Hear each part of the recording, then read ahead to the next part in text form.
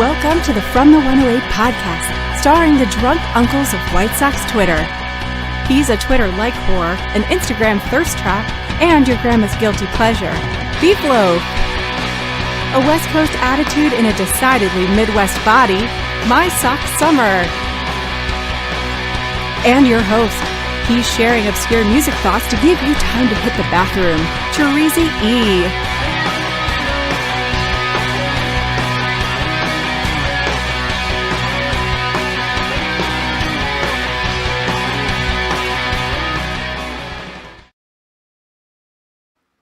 Thank you, Cornsey. Welcome to the From the 108 podcast. Get ready for some baseball, beer, and bullshit. And remember the drinking rules. If Beef Loaf says allegedly, or that he talked about that on the au jus, which he did not have this week, so I hope he doesn't, you drink. Yes. If My Sock Summer mentions his time on the West Coast or blames his kids for something, you drink. Fuckers. And if I fuck up the intro or make MSS appear to be dumb, you drink. It's $100 for 5 minutes of just MSS this week. Oh, hell yeah. Of course, you Can't wait till make that casino all of us pours in. drink Man. for $1.08 or more. Speaking of drinking, my friends, what are you drinking? Beef Loaf. What are you drinking, my friend? Hey, boys. I'm drinking some Blanco tequila today. My guy Yumper got me this bottle a while back. I've been nursing it along so far. Tonight, I think we'll hit it pretty hard. It's the NFL lid lifter.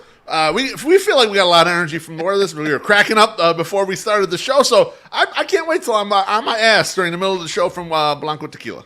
I didn't see the name of that. Was that G Unit that I saw? Yeah, that's G-Unit? Yeah, that's Okay. right. Gorilla G4. Unit. That's correct. That was the second group that Eminem had from Detroit. That's right. Or G4. You like D12 MSS? yes. You like D12? Well, when Like they those lost, purple pills? they lost those 8 guys with the purple pills, and they became G4. I like that band. They won like a Grammy, right? Like I'm Yes. not imagining. Some of their this. songs Like, are hilarious. Like, Bonita and I will go out for drives and listen to music, and we'll listen to some D12. Some of the stuff's fucking hilarious. That's My crazy. sock summer. What are you drinking? I'm in the midst of like finishing off bottles and shit. So I'm gonna finish off this bottle of Weller Reserve, the Special Reserve. Got that much left. I think I'm gonna be able to do that. We'll see. You should be able to.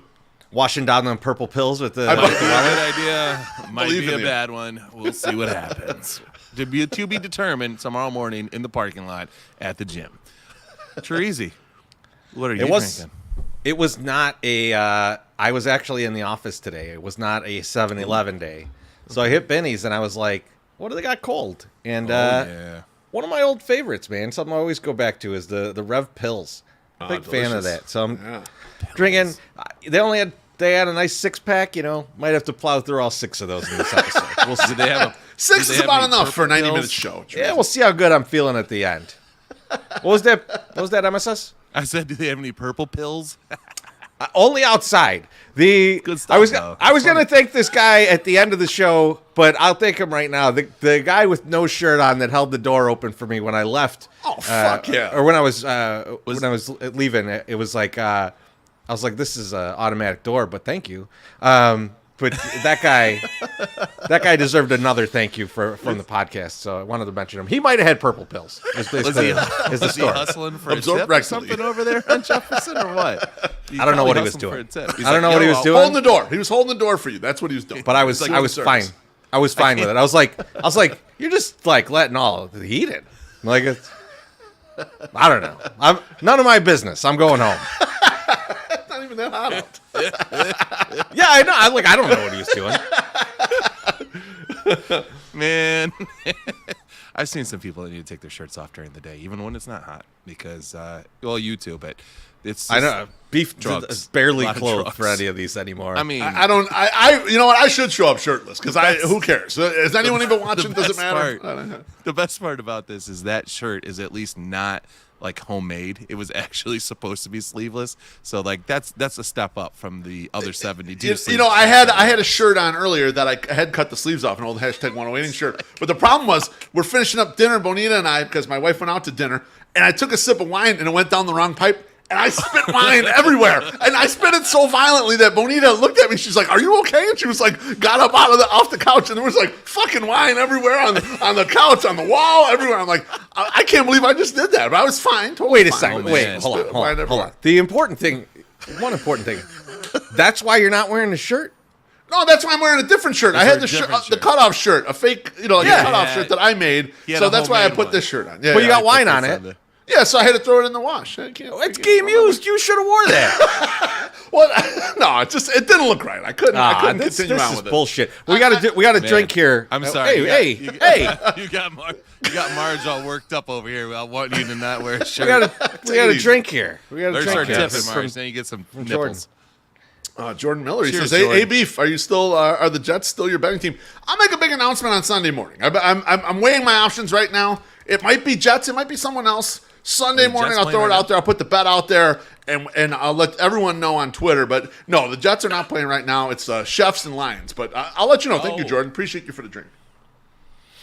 God damn it. Beef, how you doing today, buddy? Other than spitting all over myself while watching BoJack Horseman. I was actually going to kick the MSS, but I don't know what's going on. There's stuff breaking behind him, and a cube in there. I saw Slinky fly by, and there's all kinds of toys everywhere. Like he ate Baltic and Ralph Avenue. All right, Beef, how you doing, man? I'm good, man. You know what? I recently caught the Jake Paul Netflix special. I've been plowing through a bunch of these Netflix specials, just checking them out, and I checked out Johnny Football. I checked out Jake Paul. And, the Jake Paul thing, I didn't know a lot about Jake Paul, really. What I knew about him was that he was in this TV show for Disney called Bizaardvark, because my daughter would watch Bizaardvark when she was younger. It had him, and it also had Olivia Rodrigo, who's now a super famous recording artist. So it's kind of funny they had like angry recording two artist, superstars in that show. Yeah. A couple things I realized from this show, bring up some larger points for me. He had a great deal of competitiveness with his brother.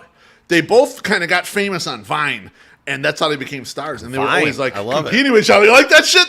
Anyone who doesn't know what Vine is, that was the video product where it was like an app, 6 seconds though. You got to be funny in 6 seconds. These dudes built up like 5 million followers on Vine, which is fucking ridiculous. I mean, it doesn't exist anymore, but awesome.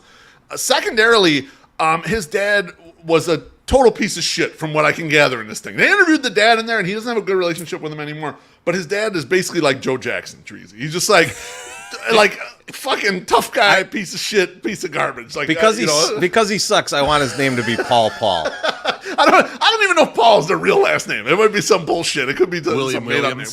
Whatever.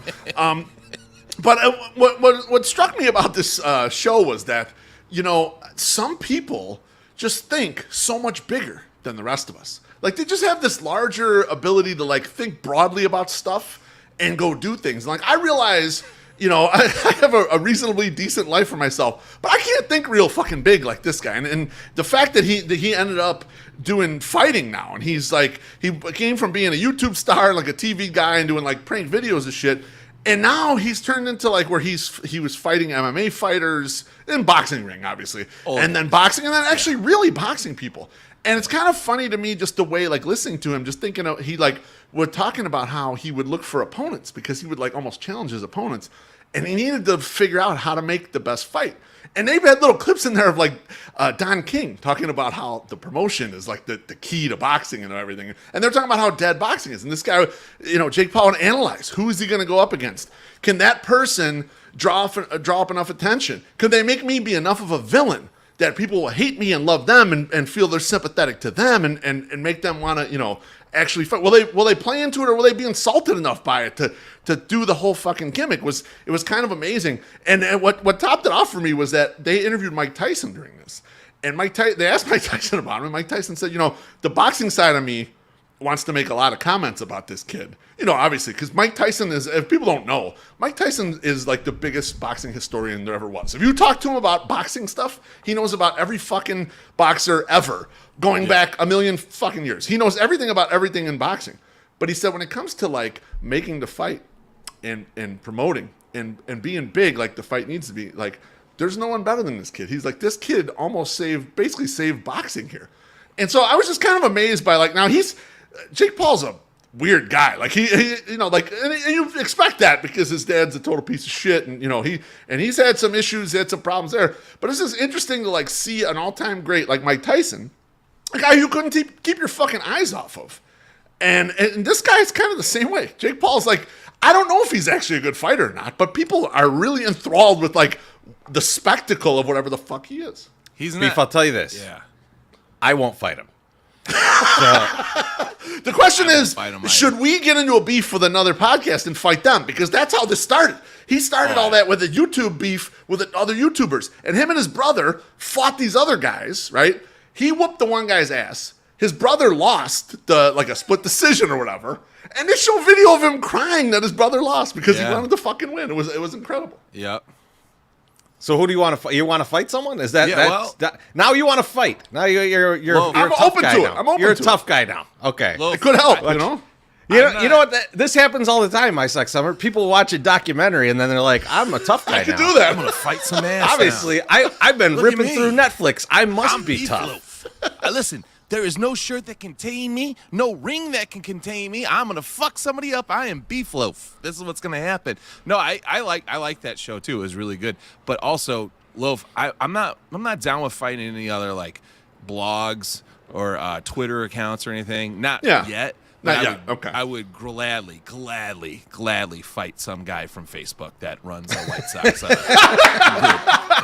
See, if we can make that fight, now that would be worthwhile, right? We put that in the lot B, baby. Listen, if one of his little moles that they don't understand Twitter, so they don't really come back to me. I have to like put it in print form and put it out there, and then usually they see it. But yeah, if anybody gets this back to the dude, let me know. I'm definitely in. It have to be under the undercover. It cannot be like in the sun because he's allergic to the sun. So it just makes me think that like I could probably still kick some ass. But no, the Jake Paul thing was good, dude. Like I liked that. I liked his whole thing. But the one thing that like was sticking in my head, right? Like so he's fighting all these guys and he just fought Nate Diaz, who's older, but like a UFC fighter. But you took away one of his biggest things, which is his legs, and you can't grapple and you can't whatever. So it's all striking power. Of course, yes. So it's like they're looking for advantages too, MSS. They're not looking to get smartness. pummeled there, Like yes, Exactly. yeah. There They talk is- about there- that with the very first fight they lined up. They've lined up with an MMA guy, and they're like, he's not much of a striker. So we figured if he's not a real hard puncher, you're kind of taking away all that other shit like you're talking about. They thought they could make a fair fight where at least Jake wouldn't get injured by this guy, Treasy, and then Jake whooped that guy's ass. Like, Yeah, I mean, like, after seeing our guy Dave get kicked in the leg by an MMA guy, I don't give a shit if the guy's a grappler or not, man. I wouldn't get in there. No, fuck that. that. That seems awful. He also fought the little guy that used to do Nate Robinson. Nate Robinson, the dunker. And That was hit him on the chin, and he just went face first into the mat. It was just like, what the fuck? So I was looking at that. I'm like, he's way bigger than Nate Robinson. They're like, apparently going into the fight, they're like, oh, he's not going to be able to fight a professional athlete. He just whoops Nate Robinson's ass. Like, he's big. Well, yeah, he's way bigger than Nate Robinson. Yeah, Sammy Jake Davis Paul's wants big. us to talk about Ricochet. I think me and Beef could do a whole hour on the movie Ricochet. Oh, But we're not going to do that right now. But what I do want to know right love now that is movie. how's my Suck Summer doing?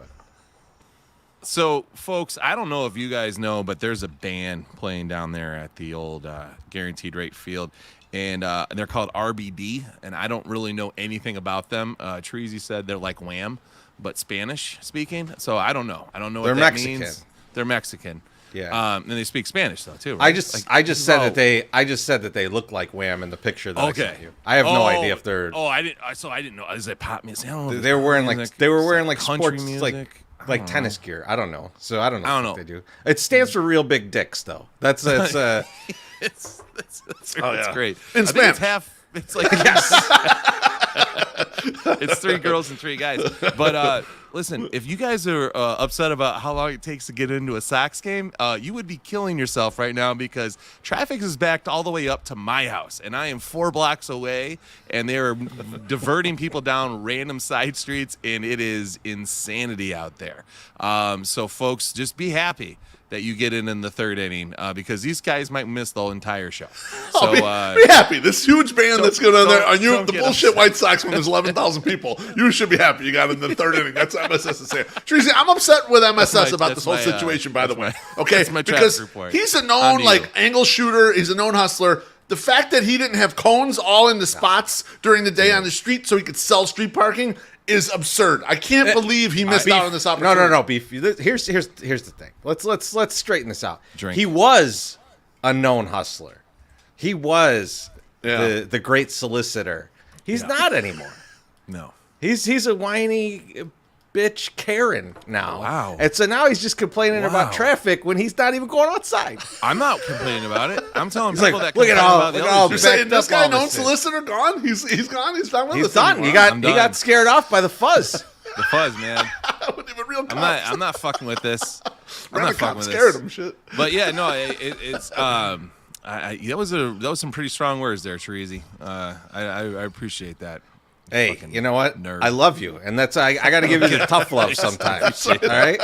Spank your little bottom. All right, Chorizo, how are you doing tonight? I don't know. I don't think I want to talk anymore. You're just waiting to dunk on me. I'm not there. No way. Kill MSS. I love you. I, too. I did it to myself. So You're I, lucky you're not going to be in the Sunday soak next Sunday, or else I'm going to. Who says I'm not going to be in the Sunday soak I next thought Sunday? you had Riot Fest, bro. I do. Riot Fest is starts late Oh, enough. okay. I didn't know. I didn't know either. I thought he was going to be out. I thought he was gonna be MSS. out, too. I was already planning for a guest We to were gonna replace get a good guest, yeah. Treasy. You know, but Yeah. okay, They could well, still bring a Scott guest. decided- They Well, could yeah, sit. well, They enough, could I sit on MSS's lap, as long as they don't mind him making wood. You know what? It gets too horny in the back when we have four people. I'm going to be honest with you, Treasy. Every time we try to have It's a too fourth much. person, he gets too horny. MSS I gets get too horny distracted. back there. You That's do true. get distracted. That's true. I get it. Distracted. I get it. Showing out the unit. Yep. So I just a quick question for you guys, and this is I'm Yeah. just asking for a friend. In general. What's an acceptable amount of beers to have at lunch on a work day? Okay, so I'll long you set there the for? hang on. I'll set the over under here at 2.5. I think 2 is probably totally fine. 3 starts bordering on like you're just drinking. Like you might as well not even come back to work at this point. So I think 2.5 is where the line's at. If you're a real alcoholic and it's known in the office and you got a super high tolerance, maybe you could have that third one. But most times it's just 2 is like the max. So I would just ask, okay, if it's a celebrating something and you're going like as a team or something, Yeah. okay, over 2.5, right? In my head, immediately 3 was the number. 3 is Okay. the magic number. But also like, oh, say you're giving a presentation and you get there early to set up and you just have one to take the edge off. Yeah, so 3 is totally acceptable and totally fine. You're there for 45 minutes and you're like in and out and you're going real quick and it's just the regular standard day lunch. Yeah, you got to go under. Maybe 1, maybe 2, but yeah, no. I think. Yeah, I feel like dependent. if you have that third beer, you're just drinking. There's a chance. Going There's a down. chance like that third beer is the afternoon is optional at that point. Yeah. It's Yes. like, Right. am I gonna go back to the office at the third beer? That's And if you go back, you're not doing anything serious when you go back. You're doing something very light work. That Yeah. you can other do, than like, sweating. You're packing up for the day. Your presentation that went well, and then you went out and celebrated at lunch is done. And you're just there to like get your shit and try to stumble home. Yep. So Sammy Davis says, depends on what union you're in. That's man, shot at many commenters in there. Sammy, I love it. I do not drive for a living. So no heavy machinery. How many did you have? Was that What? like speaking from experience from today? No, I was How I many was did you have to- He's I like, was I had 4, but 12. No, I was and it was 45 minutes. I was at Forgot to eat. I was at a bar. Like, there's a bar right by my work where we go for lunch, and we'll have a Yeah. beer or two. Like two is the max that we would ever have. But I was like, there's a table when we walked in, and like there were there was only like 2 dudes there, and there were like they had a pint, and then there was like an empty pint next to it that hadn't got cleared yet. This is when we walked in, and Yeah. these guys fired off like 2-3 more beers in the time that I was there. But they were like dressed for the office, and as I was leaving, I heard the one guy tell the other guy, "We should probably get back in a little while." And it was like, you might not want to. You might not want to do that. Man, I did when we Wait worked till in Sheba says that advertising. that third beer is when you say things to coworkers that you'll regret. Yeah, possibly. Jeff goes 2 beers to wash down the 4 shots. That's fair.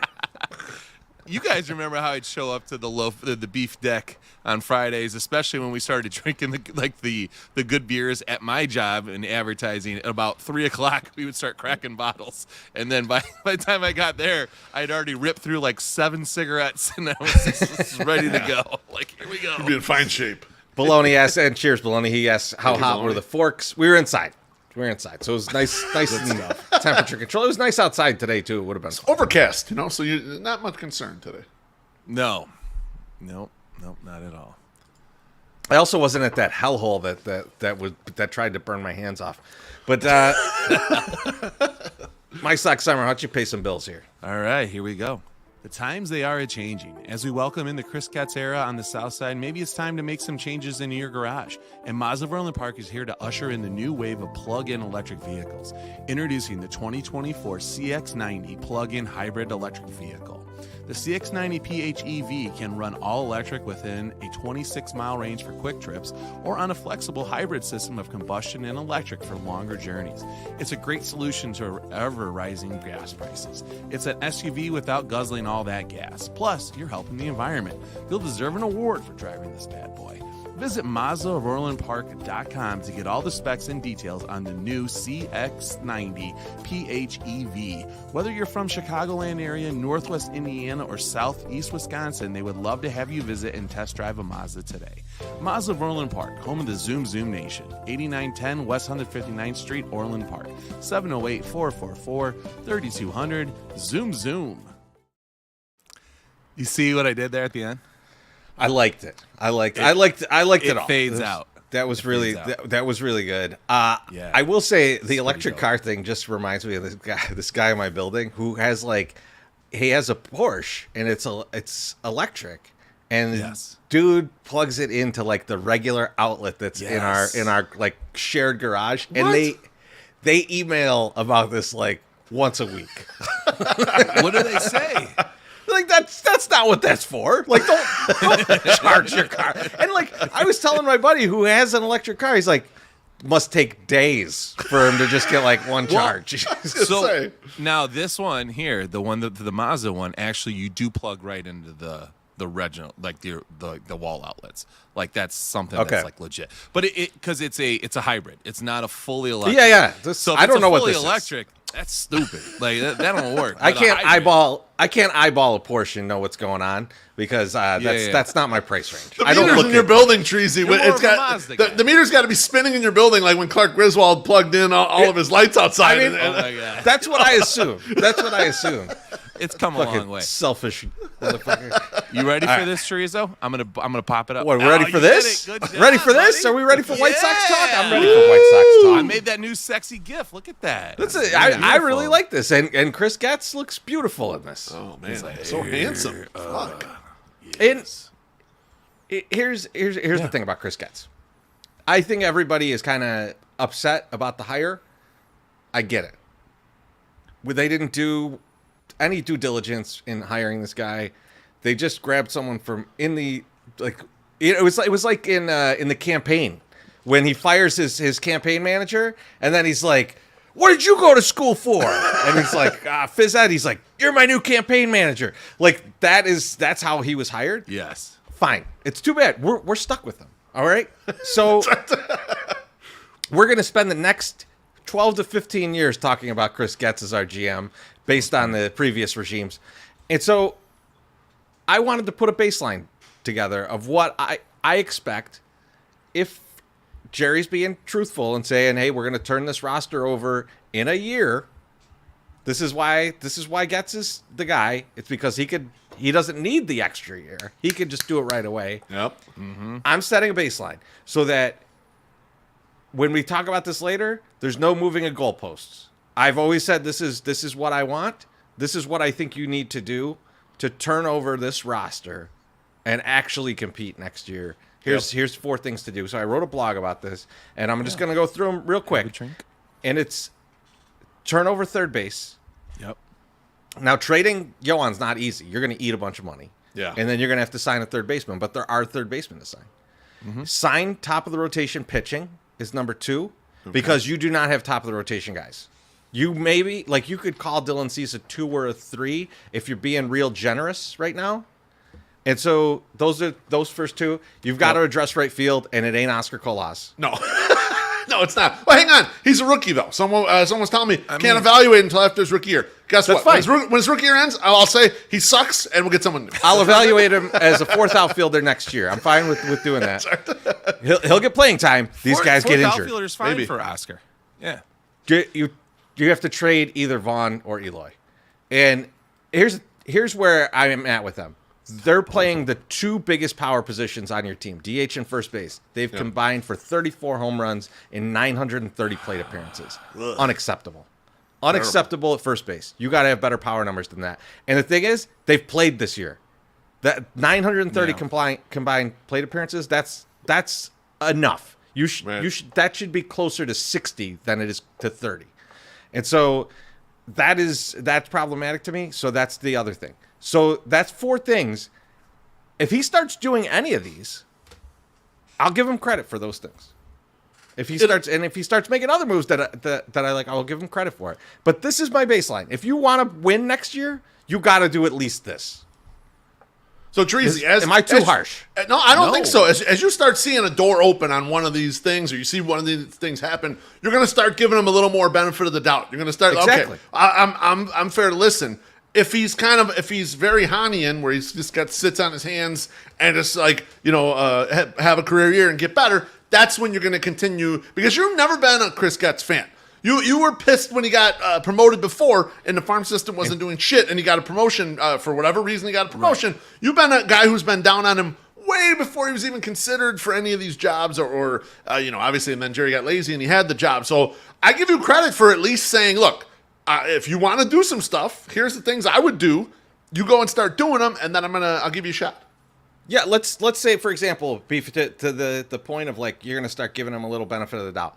Yeah. Like, I did not put Tim Anderson in this list because if he's doing these other things, the Tim Anderson thing is a tough situation. If he's doing this other stuff, I will give him the benefit of the doubt on how he handles that situation. Right? And that's a tough situation. I know it. That's one that I think all of us would debate in different ways, how you would handle the option, and if you're going to trade him, what you're going to do with Tim Anderson, where you're going to play him, all that stuff. I get it. That's tough. And that's a tough on a first-year GM. I get it. You do this other stuff, what you do there, I'll be like, okay, I'll let it play out. I'll see what happens here. So that's kind of where I'm coming from. MSS, what do you think? We only know that he's like replaced like the scouting director, right? Like the scouting director is the only guy that they've really come across and said, hey, this is a change, and he made this change, and kind of that you're seeing a little bit of a difference of like who they're drafting and all that stuff. Now. Right.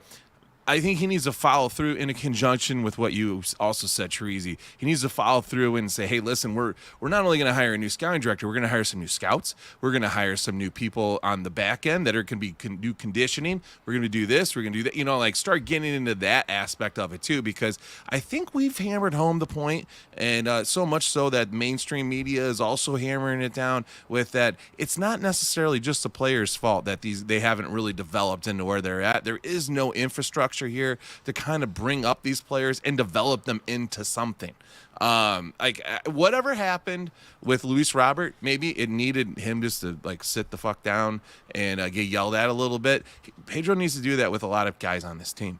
If it's going to get in their head and they're gonna turn around and become better, that would be nice, because it doesn't seem like it. Like there's got to have that talent too, though. That's true. I was gonna bring up this point because I've been watching all these Netflix shows, and I started watching the Florida one about the Florida Gators, the swamp, whatever the fuck. And they show Urban Meyer's first year, he's all this disciplinarian. He works these guys hard or whatever. Florida wasn't shit. He realized he got to go recruit top end players. Then Florida became good. It's like, oh yeah, you're a genius and everything. You know what makes you a genius? The best players. You drop off the big duffel bag of money like in Blue Chips, and all of a sudden you're better. Let's get a couple of these drinks in here. Daniel Piercy says, "Sail on, sailors. R.I.P. Jimmy, Slancha Jimmy. No bets on Getz unless you're MSS." I like that. Cheers. And we got another one from Senor Sox. He said, the White Sox are supposed to be fun. I'm not having fun anymore. I'm out. Congrats, kid. Oh, man. A plus. All right. One more. Jordan. No, let's do it. Jordan's back. Okay. Can we get- stolen his wife's credit? Can we give Getz a chance, since he wasn't responsible for drafting, international scouting, and the rushing of prospects, which was on Han, KW, Hostetler, Patty? You know, he fucking worked there, right? All right. He did. But cheers. I kind of agree with this. And by the way, Yeah. this is me giving him a chance. I'm saying, here's what I want. Yeah. I mean, Go it's do not it. unreasonable. Tracy, go let do me the challenge things. you on two of your items here. Okay, let me just challenge you on them before I get into a couple things I think could add on to this list here, and I think you guys might even agree with them. Number one, Yoel Moncada since August 1st is basically the White Sox third best hitter. He looks like Yoel Moncada, like the regular Yoel Moncada, back again. This doesn't influence you in any way. This is sort of like, hey, this is the teaser where he can get traded by, or are you reconsidering now? It's like, okay, well, if he is actually healthy, maybe we don't need to quickly dump him off to the first person he'll take. Beef, here's why, and I noted this in the blog, and this is what really scares me off of Yoel Moncada.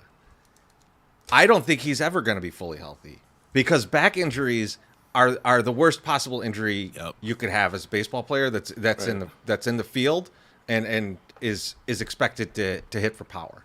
Like any wrong turn, any tough play at third, any weird throw at third, and you can trigger that thing. I mean, as old guys, we all know, like, let me lift up the couch and get that out from underneath it, and it's like, oh shit, I'm not walking for 6 weeks. You know, like, and that might just be my irrational fear for Yoel Moncada, but I think that like even the slight glimpse of health here, I don't know that I can trust it because, and it's not like I'm not even putting this on Yohan. I'm not like, Yohan's lazy or Yohan's a drunk or something. It's like shit Yohan has a back problem. He got hurt. He got hurt. Joe Creedy had a back problem That ended his career. Yeah, and you see how quickly that declines when that's a problem. I think that it's time for that position to be turned over. But that said, Beef, if Chris Getz comes out and says, I totally believe in Yoel Moncada, and he's one of the guys we're going to build around, and then he does the other 3 things on my list, I'll probably be like, okay, but you're on the hook for this anyways, and you're going to trade him for shit. Right? Yeah. So like, that's the least. At least we know he can play the field, right? Like he's a good fielder. At the end of the day, like if you say like I'm fixing right field with a guy who could hit 30 home runs, I'm getting first base or DH with a guy that's going to hit 30 home runs. Well, then maybe I'm not too worried about how many home runs Yohan's hitting, and just making sure that he's playing a really good third base over there next to Elvis Andrus. I mean, that's the quickest way to get better, Treasy. The quickest way in baseball to get better, I saw you slip that in there, is improve the run prevention. So I hear you on that. The second thing to challenge here is sign top of the rotation pitching. The White Sox just don't do that kind of ever. And getting it right now where they could sign it, quote unquote, on the open market. I mean, the one thing Jerry said, well, he said first no Ohtani, which no shit. Ohtani had no interest coming here to begin with. But, and then he said, we're not signing any pitchers for 10 years, which is code for Jamie Navarro burned me 25 years ago, and I'll never fucking sign a guy like that again. So are you saying he's got to get the chairman to buy into some concepts that he hasn't done? Yes. Okay. Yeah. If you're going to turn this, like, you cannot go out and get 2 experiments to fill your starting rotation. No. And go, this is a starting rotation that could win, because you have to hit on everything then. Right. Like you can't make your fucking you can't make the back of your rotation a 4-team parlay. Like it is now. Yeah, I mean, well, think about it. Like, think about how lucky they were with how Clevenger's pitched. Yeah. And how good Cueto. Tukey's been. And Tukey's not been great. Yeah. But like Tukey's a scrap heap guy. For a guy that was just out there. Yeah, exactly. Schulten's has been good enough for what he is. Like, that's high-end luck. Like, you can't just think that that's going to always happen. Right. And also, with those guys, and you got lucky, that rotation still sucks. Yeah, exactly. Still horrendous because the guys you were depending on, they're no goddamn good. Dylan Cease, Monkey Kopech. Right. The guy that you the guy that convinced Jerry to fire his like a son to me guy, general manager could definitely. Let's pick up some good fucking talent on the pitching side. Maybe he can, trick him into it. Just be like, hey, listen, it's a front-ended, contract. I don't know. Fucking something. Do something. I'm not that guy. You should be that guy, Getz. Be that guy. I was going to say, well, Tracy, I think all of those are possible with the exception of signing the front of the rotation guy. We'll get later on why I don't think the front end of the rotation is really even in the plans at this point right now. Like, what if you say there? What if they were to say Dylan Cease is the number one in this rotation? Yeah. We believe in him. And then they get like a Jordan Montgomery and then like an old motherfucker like Kenta Maeda to be like the 2 and 3 in that rotation. I don't like that. I don't think that that's the right thing to do. I think what I asked for is the right thing to do. But even that would be something. Would be enough of an upgrade where you're like, all right, they did spend money. They did put guys and asses in seats to kind of do these roles. Okay, I kind of see that. Treasy, for me, just to build on this, a couple things that I think would be extremely helpful here. And Wayne's been in the comments saying it. He wants roster churn. And I agree with him because roster churn would be a very anti-Rick Hahn thing. And we saw a real small version of it already with them releasing Sebi Zavala. Sebi Zavala is a totally reasonable guy to be catching games. But what they said was, we already have Corey Lee, who we're going to try to develop right now. Sebi, we got no time for you anymore. This kid's going to play basically every day, and whoever else is here is going to just be that backup. We'll move you on. But I want to see more of a philosophy of we're going to keep trying stuff. We're going to keep churning guys. We're going to give some guys that, some chances to win jobs here, especially in the spots where they're not settled right now. They haven't done a great job of that. They never did a great job of that in the Hahn era. They especially didn't do it coming up towards the competitive window. They didn't try enough shit. They were hanging on to the Charlie Tilsons of the world too long. It's like, blow him out of there. Get the next person in here. Let's try something else. So I agree with you with regards to trade and roster churning these people. Number two, and I think it's been said out there publicly. I know Jim Margulis has said it. Fire Marco Patti. The international signings have been an absolute fucking disaster. It's time to start over in that market. And Treasy, I know you're a long skeptic of Marco Patti. What exactly does he do? I don't really know. And they haven't really gotten the last guy. Like a regular signing that they've gotten to majors that's been semi-productive is Yomer Sanchez. Okay, that's kind of it. Right there. And when you think about it from this lens, right, and think about how easy this has to be to sell to Jerry, is like this guy's in charge of getting the lowest cost talent possible, right? And in a league that has a massive amount of Dominican players, he's produced none for you. Right. Yeah. Like there's just nothing coming from that pipeline. He can't compete in that pipeline, and that's where all the lowest cost talent comes from. Right. Jerry, we got to fire this guy. Like we got to start harvesting people from there. Like that seems like a really easy conversation. Yes. That's a low bar, right? This guy's cost. Like you just walk in, you know who's costing you the most money? You wouldn't believe it, but it's Marco Patti. For a value proposition, yes, because they're either not spending, or they're spending the stuff on old Cubans that never make it. I mean, the Yolber Sanchez's of the world, they spent $2.5 million on him.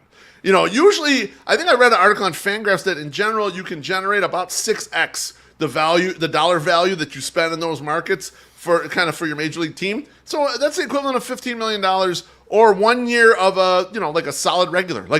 But you're getting nothing every single time you do these things.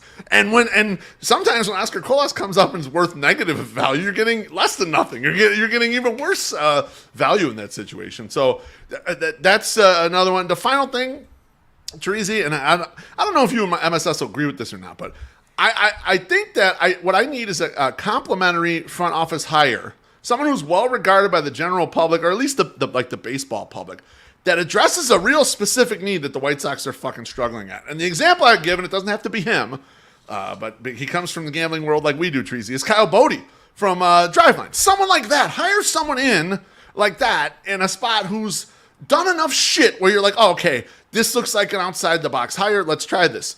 None of your other guy. What was the hitting coach guy? The Matt Lyle? Is that he hates Yeah. No snake oil salesman. Someone who's actually done some shit.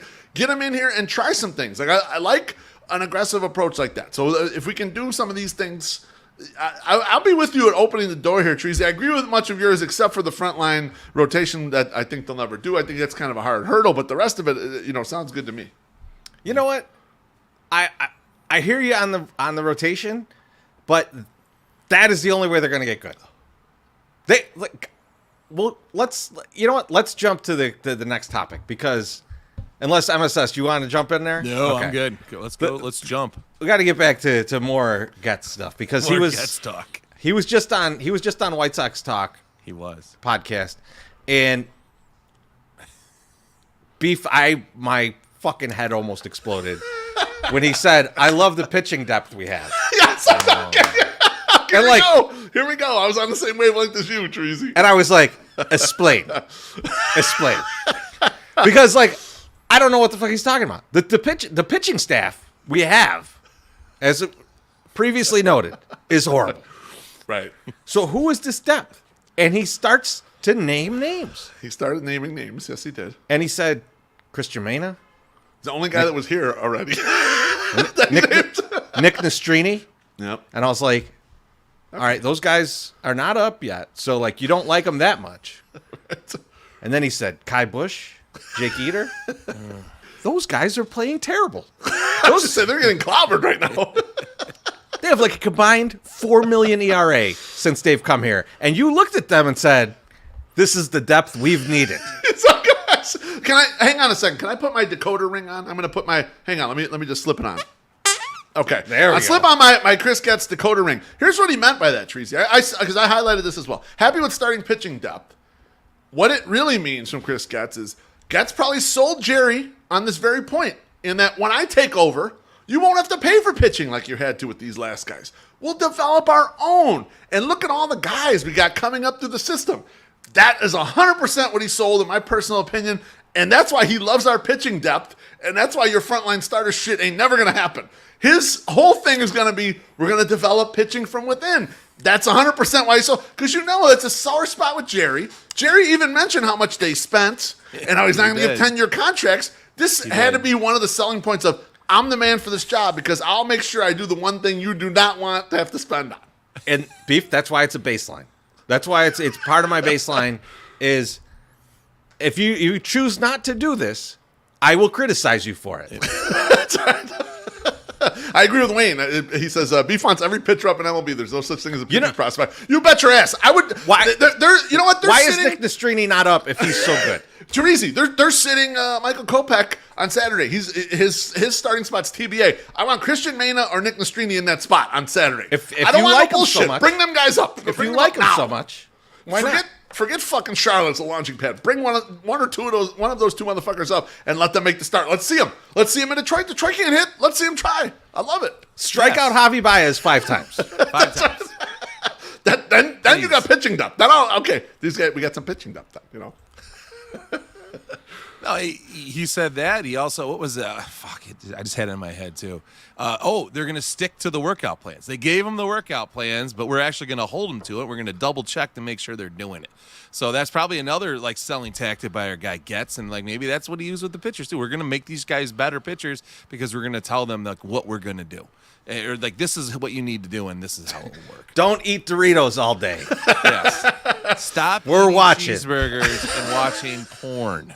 Treasy, another thing in the Garfine and Chris Getz conversation that came up multiple times, and it came up in other conversations, it came up in the presser or whatever.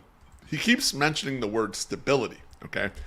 But I don't think he means stability the way we're thinking about stability. Let me put the decoder ring back on for Chris Getz. Hang on. All right, we got it back on now. A little bit. And where is this ring, by the way? What he mean? Whoa, don't worry about where it's at. And what he really means by stability is Kenny Williams and Hahn, they were a chaotic family, a couple on the verge of divorce. So it's not really that he wants continuity here. He just wants his personal voice, Chris Getz's voice, to ring out in the street like Marlo Stansfield. And that's That's the stability that he's talking about, keeping everyone else around who will help him accomplish that. Because he's mentioned a bunch of times, it'll be a singular voice. Yes. My voice. No confusion. And it leads you to believe, and everything you hear coming out of there is that there was confusion. There was dissension between Han and Kennedy Williams, that they just couldn't get on the same page in a lot of respects. That happens with two people in leadership sometimes. And when that happens, they got to go. So I think what he means by stability is anyone who will support his plan that he wants to do right now, and not necessarily that, like, we want continuity of this organization that sucks, because I don't think he actually thinks that part. I think there's more to come. Beef, I like that. I like him saying something like that. I like him thinking that way. This is my ship. This is the way we're gonna sail it. Like, I'm fine with that. But he said something else in there that makes me really annoyed. And that's, they keep talking about culture. Yeah. Right? And he says, you know it when you feel it. Or you know it when it happens, or some bullshit like that. Yeah. No, that's wrong. So, like, if you're developing a culture in an organization, you who are saying, I'm in charge of everything, you tell the traits that exemplify your culture. You call those out. He should be able to go on an interview like that and say what he wants as the culture, be vague enough that he could keep moving the goalpost, which is ultimately his goal. Sure. But he could go on there and say, look, we have a culture of being prepared both mentally and physically, and if you're not, you have teammates that will hold you accountable. He could have said that. Right. It doesn't mean a whole hell of a lot. No. But at least it points to some things, and it points to things where you could say, you know what? This guy wasn't holding up the end of his bargain. He wasn't preparing. He wasn't physically prepared. He wasn't mentally prepared, and he wasn't helping his teammates. He's not part of the White Sox culture that I am building. Dude, say shit like that, and I'll have a little bit more confidence. But when you say, like, it's all me, it's my direction. What's the direction? I'll know it when I feel it. No thanks. I'm going to pass. You're right, Treasy. Not being able to communicate simplistically kind of what it is you want, even in a way that just like you're talking about being vague, but enough to communicate to even Chuck Garfien, someone who's feeding you softballs, who wants to fucking hear a good answer. No follow-up questions. Exactly. He's giving you softballs here. His job is to make you sound good. You still sound like a fucking knucklehead in this situation, and everyone can read through the goddamn thing. It's ridiculous. You know, like, I don't know. It's understandable. I don't know if everyone can. I think there's some people that do think, oh, you know what? He's right. There is a culture problem, and we're going to change it. And then they're just going to not think about it. And then they'll be back. You know, they just are like, okay, he's going to change that, though. He told me he's going to do that. It's the politician type speak. You know, we're going to make sure that you get a job. How are you going to do that? I'll know it when I see it. You know, like when something comes up or something gets developed, it will happen. You will get a job. And then when they say, well, these jobs never happen, you're like, well, nothing ever came up. Nothing was ever developed. So Treasy's like Thomas Jefferson Johnson saying all the cliches, the political 100%. cliches, and all that. That's what we've been getting for 2 years. I mean, wasn't the whole fucking Pedro fucking presser that's all that was anyway. It was exactly the same. And I feel like more polished, but yeah. I'll give Getz a little bit of a break because he probably didn't think this was going to happen, even though he willed it to happen. Like, he wasn't maybe necessarily prepared, and maybe nobody wanted to give him notes. Oh, I think he was. I think he was prepared for trying to get the job. I think he had his eyes on this fucking job for years. I don't think he was prepared for the press. No, I agree with you on that. MSS. He was not fully prepared for the press. I'm with you there, MSS. He was not prepared for the presser, which just shows he doesn't give a fuck what we say. No, that's true. Ian put in the comments, he said, Getz is being very polite right now. He shouldn't be. I'm going to get to that right now, because one last thing that I heard from this Garfien thing, Treasy, he said this a few times, and he reinforced it here. He said, outside voices are going to provide different perspectives. That sort of like thought process right there. When they're trying to ask him kind of what he wants there, inevitably he wants outside voices is kind of what it sounds like. That means he's going to fire some underlings, and he's going to hire in some smart-ass people. And I would guess that, some people that have been entrenched for a long time are going to be gone. So I think at his original presser, he had a shit-eating grin on his face. And this reinforced it for me that there's going to be firings. The second that we're done playing baseball here, I assume he's going to clear out a bunch of guys. And there's going to be some brand new shit going on underneath him. That would actually make me really happy if it was like, okay, he's very decisive in what he wants to do. He can't tell us what the fuck he's doing because he's maybe not a great communicator. But if he starts doing what he wants to do, great, I would love it. The thing is, Beef, I don't think you should wait. Like, I don't think you should wait. Just do this shit right now, right? Because, and I'm not doing this like, F that guy. I don't want him in the job anymore. Like, I'm doing this out of the thought, like, if you're trying to turn around quickly, like, you got to go into free agency. You got to have the pro scouting team that you know and want so that they can go and find the talent. MSS, you talk about this all the time, like how bad they are at evaluating talent. Horrible. And it's like, okay, well, if they are, and you, Chris Getz, think that we got the wrong guys, we're rolling in that offseason right now. We're like 2 months away from you having to make a lot of decisions. Right. Those guys need to be in their job.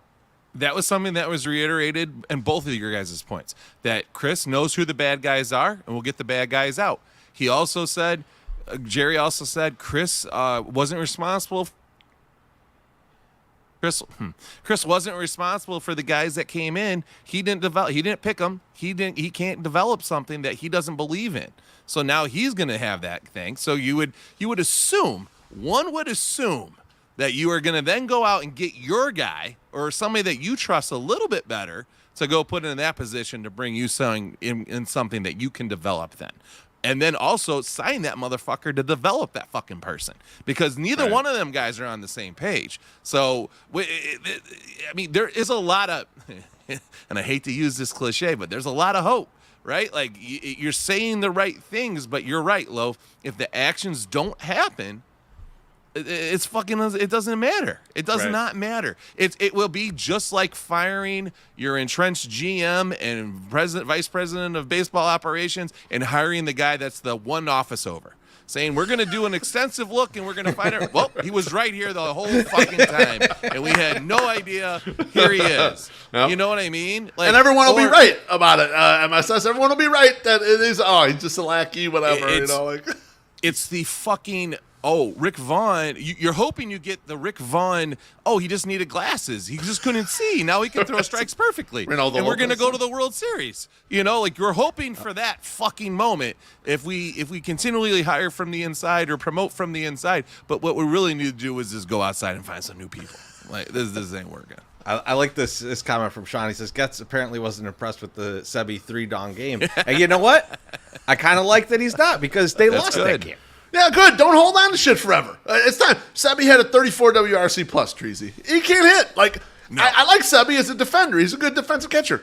Get him out of here. Try the next guy. And Sebi got picked up. The Diamondbacks picked him up. He's fine, but try the next guy. Maybe this next guy will be better. That's good early start roster churn. One quick thing here before we move on topic. Sokol Sox fan says, the whole season went to shit as soon as Beef gave up on the Dice Man gloves. Just a theory. Sokol Sox fan, I was bullied out of those gloves by the two guys on this show, Josh Nelson, Aloha Mr. Hand, and all the other assholes I sit with in 108. They bullied the shit out of me because I had the fingertipless gloves, like we were going to do a garbage can fire and sing a cappella, you know? That's bullshit. All I said is you got to lift more weights if you're going to wear those gloves. I literally told you that you should wear them when you're out walking in the neighborhood to look tougher. Like you were going to go work out at the park. Like I just told you that like 3 days ago. You did. That's true. Fucker. That's true. I'm sorry. Be nice. All right, Beef, did you have another comment on him? Okay, so... Thank Christ. Well, you know what? Thank Christ for real, because now we get to talk to My Sucks Summer. My Sucks Summer, you have a theory about Getz and Grifol. I want to hear it. So I don't know why this isn't more, like, out there. And I brought it up in the last podcast, and I haven't heard it again. And that makes me think that I'm either incredibly wrong, which I'm not, but... Like, why aren't people talking about the connection between Chris Getz and Pedro Grifol? Like, they work together in Kansas City, okay? Rick Hahn, who did he hired fucking Rick Renteria from up the way, right? Like when they needed a manager to come in to take over, they hired Rick Renteria, my boy, right back here. Boom. He fucking does not go that far to find somebody. Okay, right. And I feel like this is the same case. I think Chris Getz and Pedro totally in on this together, and then he's like, "Hey, man, I'm gonna get you a job. I like you. I like the cut of your jib. I like looking at your wife." Hello. I want you to come down to Chicago and be with my guys. I can get you in. It's like, like when you go to parties in high school, like, and your buddies would be like, no, dude, seriously, I can get you in, man. Don't worry about it. Or college even. Like when you're friends with the frat guys and you're like, dude, they ain't going to let me in. I'm not in the frat. And they're like, no, I'll get you in. Don't worry about it. And he fucking did. Chris Getz fucking goddamn Jedi mind tricked. Here is a picture of it.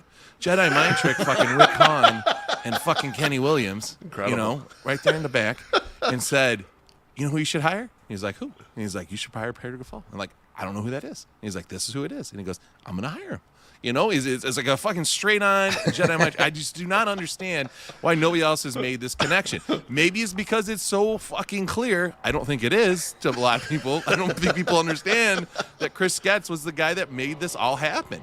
Chris Getz is a dirty motherfucker, and I love it. And maybe this is like he's come in. He's like, you know what? Yeah. Put me as the assistant to the GM. Oh yeah. Oh, put me in the minors. Listen, he has to be selling some sweet ass song because he didn't do jack shit in that position, and now, fucking 7 years later, he is the GM of a goddamn grown up baseball team, and like he has all the decision players. Like Jerry Reinsdorf did not want to give Rick Hahn the fucking keys to the car. No. He was like, nope. You got to take your brother. Your brother's got to go with you. Your brother might let you drive, but like it's your brother's decision, And you know how older brothers are, Teresi.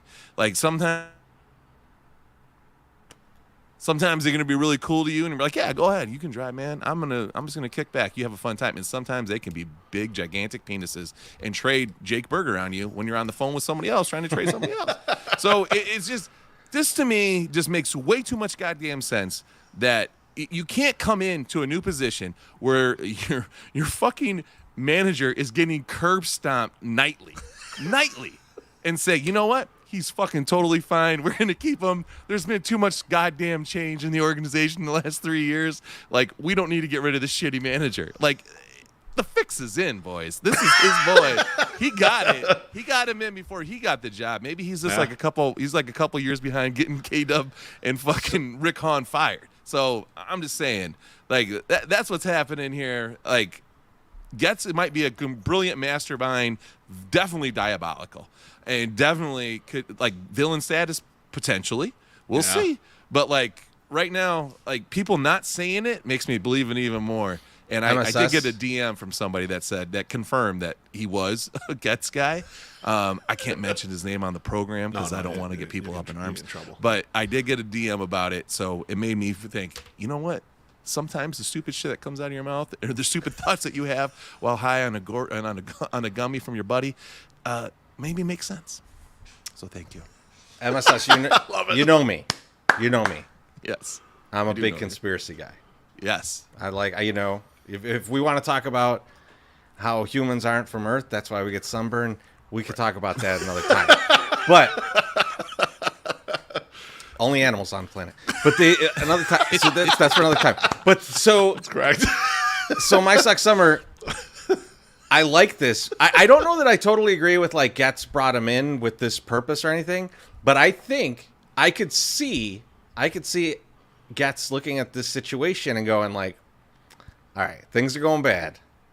They spent a lot of Jerry's money. Like, the exact things that I was saying. Like, they spent all Jerry's money, all this. Like, it's rocky.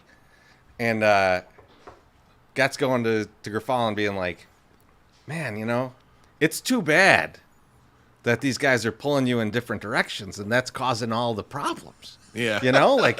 And just kind of feeding him, like, you know what, maybe you should mention this to Jerry. Or I'll mention it to Jerry for you. Yeah. And then he's getting in Jerry's ear. Oh, man. They're doing Grafal wrong down there. I love Grafal. He's wearing a lot of hats, is what I hear. He's doing great. He's wearing a lot of hats. I don't know why. He brought in 47 coaches with him. Yep. Mike Tosar's doing something. Allegedly. Hitting guru. But he could be like, I'm hearing from Pedro that it's a chaotic environment with Kenny and Rick, and they're telling him different things, and man, we could streamline this. It would be great. I don't know how we would do it, but if we could streamline this, it would be wonderful. We would turn it around in less than a year. That's what a sales pitch. Dude, I mean, honestly, Grifol was so instrumental in the World Series run in Kansas City that they gave him a shot as manager at the Royals right when they needed him. No, they didn't. So, it didn't happen. I don't know. I'm going to be honest with you, MSS. You got me believing this so much. Like, I'm thinking, Treasy, what do you think? Getz is like Michael Corleone, man. He thinks many steps ahead, and he's ruthless. Now I'm kind of liking him a little bit. No, exactly. Now, if this Right? if this theory is true, I think I'm liking him. I think he might be our kind of GM. Like, just a ruthless animal just out there trying to do some shit. Like, you know what we need him to do? a You know what we young need Darth him to do? Vader. We need him to pull an old Kenny Williams. And we need him to trade someone, and then 2 days after the trade goes through, they're like, this guy needs Tommy John surgery. Like that. Like if he does that, I'm gonna be like, yeah. this is our guy. Yeah, he's that guy. And I'm not mad. I thought you were going to have him pull an old Kenny Williams and get Dave Kapp to call him up on the phone, call up Ryan McGuffey on the phone, and Getz can tell him to fuck off. I thought that was how he's going to pull the old Kenny Williams. Sammy Davis Jr. 5K says this is the first time in his life anyone has thought Getz is smart. Not true. I'm just not saying, true. I dude. listen to Sax Machine, and Keith Law thinks a lot of Chris Getz. Now, Chris Getz was the guy feeding him information for his rankings every year. So I mean, take that with a grain of salt. You know, that's sometimes how it goes. He's got a sweet tongue. That's all we know. All right, beef. Oh, shit. Yeah, go ahead. What's up? No, it's MSS? no, I was worried. You're not up yet. I had to go into the fucking thing, and I was like, "Oh fuck, can I?" You ain't up yet. You ain't up I know. yet because I'm Beef, good. you have some thoughts on Getz and Grifol. I wanna do, hear and these are looking forward. Is it a thoughts. conspiracy theory? It is also right, it is also I'm a in. conspiracy I'm theory, in. Let's hear it. and MSS got my mind wandering when he brought this up last week. That they're Yeah. in cahoots, that they're working together, and a lot of it actually it makes a ton of sense to me, even if it wasn't premeditated like before the hire. Maybe it was after Grifol got in here and they realized we know each other, we're friendly. There's a weakness here. Let's use it to our advantage. Let's make a power play here, and they used it together to work. But one thing that's got me interested in Getz immediately says Grifol's job is safe for 2024, and that raised a lot of eyebrows, right? A lot of people were like, "Oh, that doesn't make sense. This team's getting absolutely housed." All this shit, but MSS's theory makes it make sense to me. However, there's one problem here, and I had to look at Robert Greene's 48 laws of power. Okay, and law number 1 in the 48 laws of power is never outshine the master. And the law states like this: never outshine the master. Always make those above you feel comfortably superior. In your desire to please or impress them, do not go too far in displaying your talents, or you might accomplish the opposite, inspire fear or insecurity. Yeah. So playing in my head is that he used his suspension game, Grifol did, to sit in Jerry's suite. Now, he could be thinking he's making himself a position there, but contrarily, and maybe it helped Getz, but Getz will not like it if he gets too comfortable with Jerry. And he'll be ready to launch him in this offseason. So all this would lead me to say that Some Game of Thrones shit. if Pedro keeps Pedroing, and believe me, he doesn't look smart enough to not keep Pedroing, okay? He looks like he's dull enough to keep doing the shit he's doing and trying to ingratiate himself. I think Getz ends up whacking him out this next season. He needed the guy to help him, MSS, I agree with you. But I think he's going to try to get, Grifol will try to get too cozy with Jerry and get himself whacked out here, because you do not want to outshine your boss. You do not want to try to go ahead. You do not want to make yourself seem better to Jerry Reinsdorf than your boss. And I think he'll get himself whacked out. And it's going to be easy because the team won't be any good. And it won't be hard to knock him out and say, look, you got 2 years worth of proof, and this guy stinks. And so I think that Grifol better watch the fuck out at what he's doing. But you gotta wonder what the level of dullness is, right? Can Getz feed him lines like Luca Brazzi and send him in there to say all this shit And get him killed? Not get him killed, but like, Pinch. yeah, if you hey, are you going to talk to Jerry? You know what you should mention? You should mention this. Okay, I'll do that. That's a good idea. Like I could say, like bud. if that's the case, like then I think Getz would keep him around because it's like having a puppet. But I think some of it too is just like absorbing another year of salary, right? He's got a 3-year deal, so his final year is 2025. Whacking him out next year, having him do your dirty work as much as possible, and getting rid of him after that, so he's not a lame duck in 2025, and he can't be like asking for an extension at that point and cozying up with Jerry. I think you're going to see him not be the manager at some point in 2024. So, fellas, though. go ahead, MSS. No, I was just gonna say, and Love kind of alluded to it in there. It's gonna be a lot harder to cover your failures as the manager of the team. Like you can't fix a record. You can't blame your players sucking on that many people at that point, right? Getz can still go in and say, I didn't draft this guy. This guy didn't turn out how we thought he was going to be. It's just a crapshoot. It's a goddamn crapshoot, Jerry. But once they've made the team and they're supposed to be, performing, you can't really cover your tracks that much. So he could get whacked out that easy. Yeah, I mean, like that's the Dangerous. that's the thing with this is like it is going to fall to Grafal at some point, right? And I think that he can go from being the guy to the scapegoat really quickly. And I think Getz has done a bad job of setting that up, because the one question that I would have asked if I were Chuck Garfien, and I get it, Chuck, if you are by any chance listening to this, there's no way you could actually ask this question. He's like rolling. But this is the question that I would have asked when he's talking about talking to the players. Getz is like, I'm going to talk to every player. I would have said, what if every player says that Pedro Grafal is the problem, and you've already said that his job is safe? Right. What do you do in that situation? I know he can't ask that question, but that is a very reasonable question to ask someone who has not talked to the players yet. Like Right. Like you're like, that guy's job is safe. I know he's doing a great job. And then you go talk to everybody. You're like, you know what? I hate this guy. He sucks. Don't like working for him. And I'm not saying that that's what would happen. But I'm what not if it saying does? that that's the case. But that is an option. That could happen. It's the guys that you're from some of the guys, right? It's the guys that you're like, these are the good guys. These are the guys I like. These are the guys that I'm going to build the team around. And they're like, I hate Pedro Grafal. Right, what if they say that? Yeah. You're in a tough spot. I got to get rid of these bad guys. Luis Robert, you're out of here. Yeah. Yeah, I mean, like it's No a good dangerous game to showboater. play. Yes, it is. Think about it this way: if Dylan Cease and Luis Robert said, "I don't like what Pedro Grafal's doing," how do you walk out to the fans and go like, "These are the guys we're building the team around. They hate the manager, Right. But he's it. They're all together now." How is this going to go wrong? They won't tell you that. But also, I can see, I literally, and this never works. It never works. Like when people have big disagreements at work, and one's a supervisor and one's a worker or whatever, and they're like, well, you guys got to work on your relationship. It never gets better. No.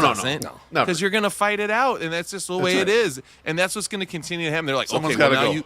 you need to give in to so-and-so on this, and you need to give in to so-and-so on this. And then next thing you know, they're like beating each other with baseball bats in the dugout. Like, it's just it's going to happen. Like, I think that, like saying that, like saying, no, we're going to value your opinion, but also I don't give two shits about your opinion when it comes to the manager because I already said he's fine. So, and this is why I said he's fine. I don't know. It's And I think stupid. we've all spent enough time in corporate America to know that when they go, you two got to hash it out. You already know which of the two you're going to fire when they don't. Right. Exactly. Yeah, you know who's going, right? Exactly. I can't wait till they don't hash it out so I can fire that guy. Yep. You're there till you find a better fucking job. I agree with Or the guy SPF gets here. He fired. says, I'm sure the exit interviews would be pretty interesting. I'd like to be a fly on the wall. So would I. I would my love to be a God, fly on the man. wall as well. I want to go. Jesus I want to go casino style and bug every room in that place, man. Listen in, baby. I barely get inside information, and I know I'm just getting like the tip of the iceberg when it comes to it. And it's just like, oh my God, if I could just hear these stories from people that are finding out about them, I would just love it. I would never discuss them on our podcast. I just want to hear them. I will talk about it. You know the code. You know the code. I do. I know it, and I follow it. We'll give you a bunch of Vizzies in the 108. We'll get it out of you. MSS, man, why don't you pay us some bills here, man? Okay. It's September, and that can only mean one thing. The opportunity to hit up Lawrence's Fish and Shrimp pre or post game is ending soon. The temps are cooling off, and that makes for great dining on their all-new patio. They even have sunshades that will protect Teresa's little baby hands from the silverware. In addition to the best fried seafood in Chicago, you can also get a nice cool drink to enjoy while you feast. Choose from canned or fountain pop, assorted Calypso lemonades, and all the different adult beverages you can shake a stick at. Miller Lite, Heineken, Corona, Modelo, Mango, Sour, Diesel, canned margaritas, and White Claws. So take advantage of this great weather while you can. Lawrence's Fish and Shrimp have 4 locations, 2120 South Canal Street and 3242 West 87th Street in Chicago, 50 South Mannheim Road in Hillside, and 3248 Vollmer Road in Olympia Fields. Visit them online at lawrencesfishandshrimp.com to see their menus and to place an order. Lawrence's Fish and Shrimp, Chicago's favorite shrimp house since 1950. Pretty fancy. Did you like you, my yerk all sex over? You nailed it. Did you yerk all over your fucking keyboard or what? When I said your baby hands, I was laughing. I wanted to come in tough and be like, "Fuck you, man," but that was funny. That's a Teen Titans Go reference where they always tell that like Robin has little baby hands. He's like, "No, man, my hands are full size," and so that's a little shout out to my horror of a little daughter. Horror of a little daughter, not a horror. I thought he said horror. Well, I thought he said horrible little daughter. I was like, whoa, horrible. No, Mercy. She's fun. She can be fun sometimes, and then just woof, woof, woof. That girl. She's got a lot going on. One of my favorite things we do here on the From the 108 is the stupidest shit we've read on the internet this week. And I'm gonna start off because I think I have the tamest one of the group, but I'm gonna start off. And there was Air Canada flight from Vegas to Montreal. Mm-hmm. They booted 2 passengers for refusing to sit in vomit-covered seats. Oh, gross! So yeah. So let me try and throw this down for what happened here. I don't want to picture this. I want to see how much. How much vomit? Like Cubs guy at the game that one time vomit, or like just a little. Apparently not a lot. It says soon it became clear that someone had thrown up while sitting in those seats in front of her on a previous flight. So this is from the lady's point of view, who's in front of the 2 people that are like, I don't want to sit here, right? And so then it says that Air Canada attempted a quick cleanup before boarding, but clearly wasn't able to do a thorough clean. Oh, gross. She notes that crew members placed coffee grinds in the seat pouch and sprayed perfume to mask the smell. No! But the new passengers who were seated there were upset, telling a flight attendant that the seat and seatbelt were wet and there was still visible vomit residue in their area. Oh, my God. Awful. They said the flight's full. We can't move your seats. Wow. And they tried to give them blankets and wipes to put over them, but the crew was even reluctant to do that. Wow. It says that's when the pilot emerged. Told the 2 women they could leave the plane on their own accord and organize flights on their own dime, or they would be escorted off the plane by security and placed on a no-fly list. What the hell? They ended up choosing violence, and they said, we will get escorted off this plane. We I will would not too. leave purposely. And I said, yes. I would I too. would have said the same shit. And at the time, I read this 2 hours ago. There was still not a response from Air Canada. I would have said that shit while my hands were around the pilot's neck. Are they still on the plane? Drag me off of here. What? Like, what? We haven't had an update or what? Who the hell would do that? Like who would? First of all, there has to be a better protocol. Yes. For turning over a plane when someone has vomited, because I'm going to throw it out there. happens. I think it happens. A lot of people have vomited on planes. Yeah, I that's think it why they happens. have the bags. They wouldn't have the bags if people didn't vomit on planes all the time. Of course. And it was a flight. Exactly. It was obviously a flight to Vegas that just happened. Me being one of them, I have overdone it on a flight to Vegas. All right? Allegedly. A lot of people have overdone it on a flight to Some in Vegas. Canada. It is not shocking that someone threw up in this process. It Right. is shocking that something that happens so often, they have no idea how to handle it. And in fact, handle it the worst possible way you can. Go sit in the vomit or you're going on a no-fly list. This is like making Ron Burgundy crazy. eat the cat poop. This is fucking outrageous. I wonder, Purely though, insane.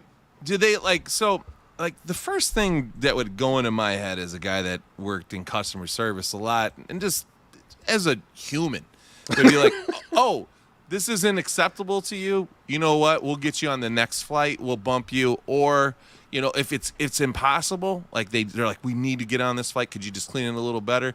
I would try to clean it a little better. And then I would be like, this is the best we're doing. It's your choice, right? Like, obviously, I would still feel uncomfortable even if it was cleaned very well. I'd be like, this is kind of gross. I don't know if I want to do this. But know Right. full well I've 100% sat in a seat that some bum is probably pissed in on the red line or thrown up on or whatever. And it has been cleaned and I'm still alive. I'm okay. So it's probably okay. But I don't want to be in the fresh seat. Like, it's not the best seat. So, like, Where it's still festering there, yeah. why wasn't it an option just to be like, okay, catch the next flight. We'll put you on the next flight. We understand. We apologize. Blah, blah, blah. I want to know a little bit more about the story because sometimes consumers suck. But, like, No, also, like, this so one I MSS would think, like, so they should be here's- able to get, like, Here's another why flight. I believe everything that was said was because it wasn't the people that were getting escorted off that told the story. It was someone the else. lady sitting in front of them. Yeah. It was Like, someone she else. told the story. Why No, would I she get lie? Yeah. No, for sure. Like, she's got no incentive to lie. But, like, She's only Well, like I mean, clout. I And wanna that's know about how it, it went right? down. Like, sure, though. I feel Like, like how she's did just it standing start? up for her fellow Canadians that were asked to sit and puke. it feels like yeah, it, right? No, I get that. But I want to know, like, the response. So, like, because sometimes people are like, well, that's, like, this is a totally reasonable response. And sometimes they're like, that was not a reasonable response. Like, I don't know the full. I'll I'll give you an example. Sticking I'll give up you an for example from my own life. For the man. You're sticking up for the man here. I'm not I'll give you an example Yeah, you are. from my own I want life. to know the full story. I'm waiting for an Uber. People can craft shit how they want Uber it to pulls be. up. MSS needs all the facts, is what he's saying. I do need a lot Uber of pulls up. Vomit, whatever. Fuck There's you. vomit in the back seat of this Uber. Yeah. Now this Uber driver's already got a fucking problem on their hands, right? Yeah. Right. They didn't realize someone vomited in the back.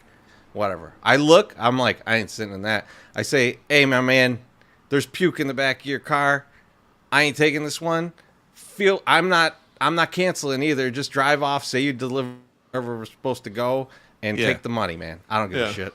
You got to clean up your car. I'll get another one. Yeah. This dude was like, I'm canceling yours so you get your money back. Right. And I'll go get this Yeah, taken that's care the of. right thing to do. Yeah. This is his motherfucker. That's coming right out of his pocket. Yeah. And he's like, okay, I'm going to do the right thing. To your point, my sex summer, as a human being. A human being. Like, not These even a people, consumer. multiple people on whatever. this plane couldn't figure it out, including Yes. the fucking pilot. And that leads me, like, I just don't like to think that there's people that are that fucking irrational that they just can't see that, right? Like, no, you need to sit there. We cleaned it. Like, what? Like, there's got to be something more, or there's a misunderstanding, something. Like, there has to be, like, and I need to know what that is. Like, that's why I watch shitty documentaries. I need to know, man. I just need to know. I need to know the full MSS, story. them not a documentaries cut. are biased too, man. Don't worry about it. Oh, no, everyone's fucking biased, bro. You know what I mean? Like, Yeah, Victor Everyone's Conti didn't know anything. He didn't know anything about pop alcohol. that was still great. Between- I don't care. I don't give a fuck. I That was great. loved him just being like, I'm full of shit. Here you go. Yeah. Prove it, motherfuckers. Listen, when we see all the ZMA signs all over the park next year and our team just goes straight through the roof, none of you twos ask questions, okay? Just let it happen. Just let it happen. Leave it alone, Embrace. yes. Embrace. Because it's just a zinc and magnesium deficiency, bro. That's all it was. It wasn't poop. It wasn't poop. It was vomit. Commenter. Vomit. Straight up vomit. I might consider sitting in shit. I probably have sat my own shit before. But vomit is a deal breaker. I'm not doing that. They're all bad. 0% chance, They're all man. bad. Just Not all happening. bad. It's all bad. Gross. Beef loaf. Give us yours. This comes from Barstool Chief blog at Barstool Sports. Friend of the show. It's via Daily Mail. And the title of his blog, though, is Some Heartless Woman is Mad at Her Boyfriend for Having Sex with His Girl Best Friend, even though it was her dying wish. Okay, what a fucking title. Here's a story. A girlfriend has been left distraught and jealous after finding out her boyfriend of 3 years slept with his terminally ill female friend as a final wish. The 22-year-old woman claims a mutual friend spoke of her partner's infidelity while on a group holiday, and she's since been struggling emotionally, especially because a friend passed away in March 2022. I hate myself because I get angry inside whenever he mentions her. I can't express my jealousy because she's dead anyway, she wrote. The jealousy is eating me up. They totally had emotional sex because of her condition. I don't even know who initiated it. It was probably something like how she didn't want to die a virgin. Then my boyfriend said that if he could, he would have asked me for permission. Then he would have respected my decision, wouldn't have done it.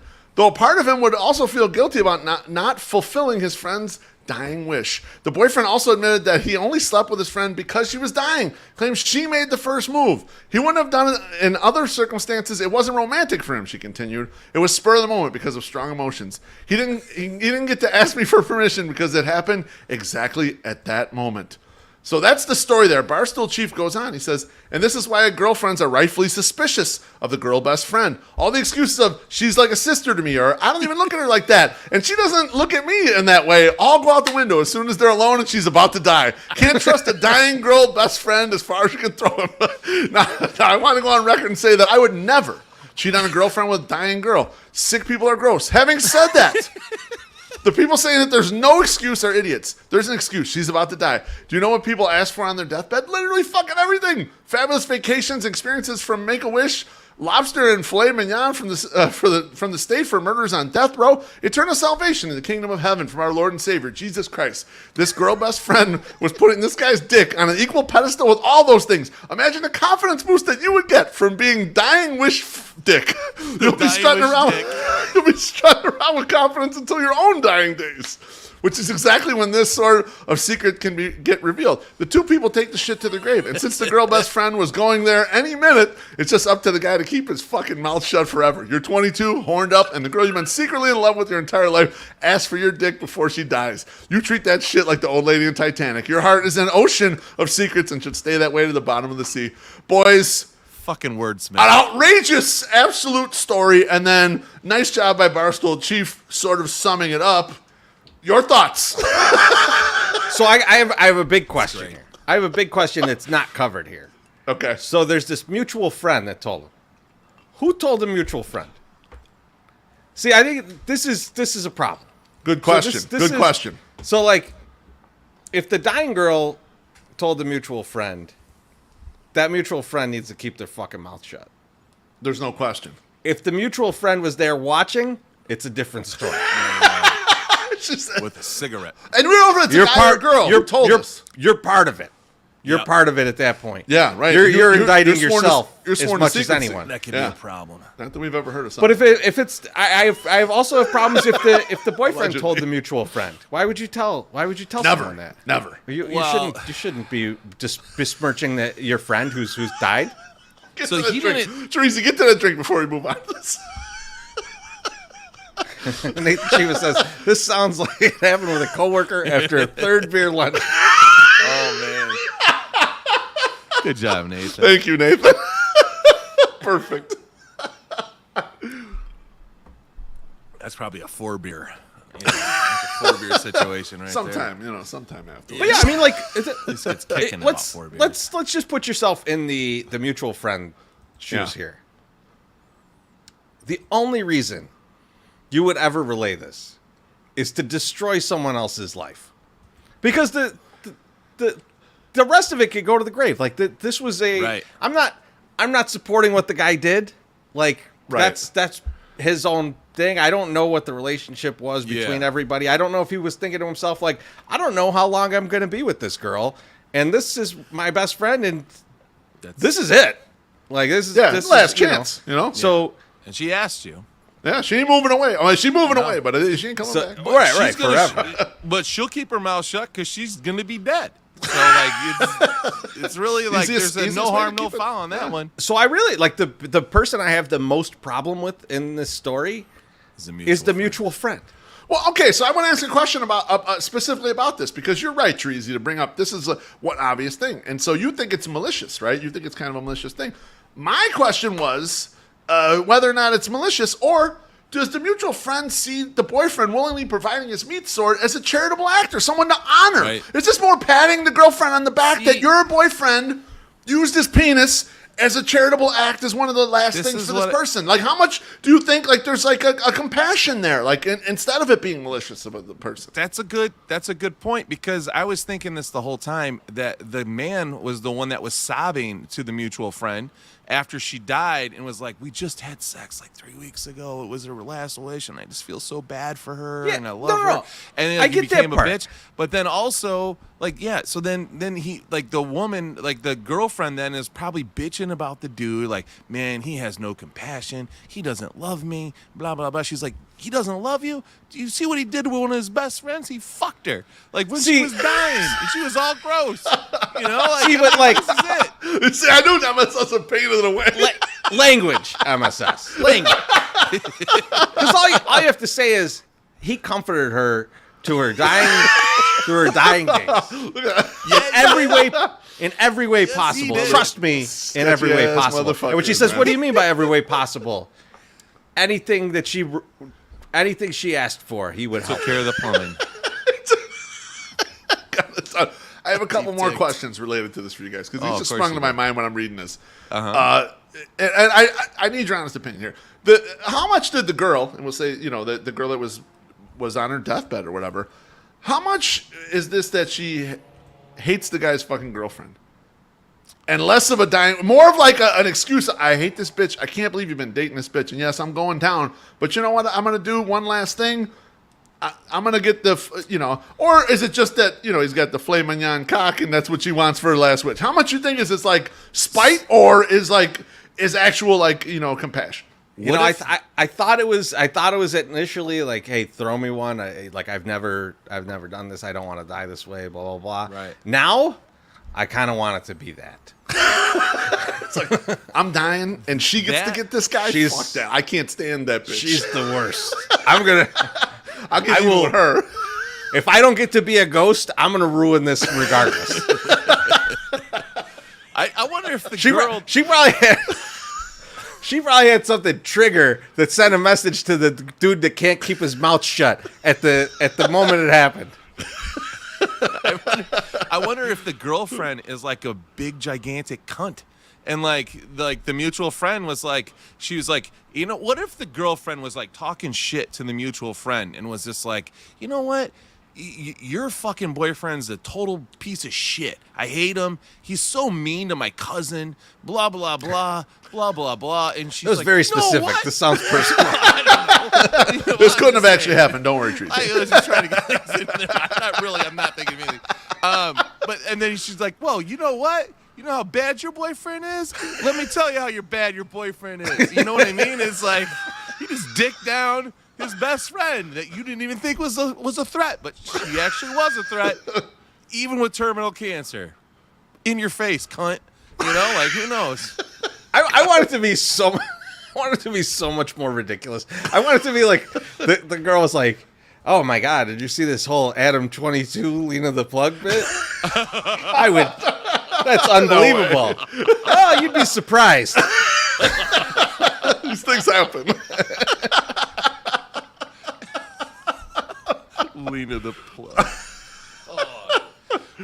Did I get the names right? I'm proud of myself if I Yeah, did, you because did. I'm an old. Yeah. 100%. You've Yeah, obviously Googled them several times.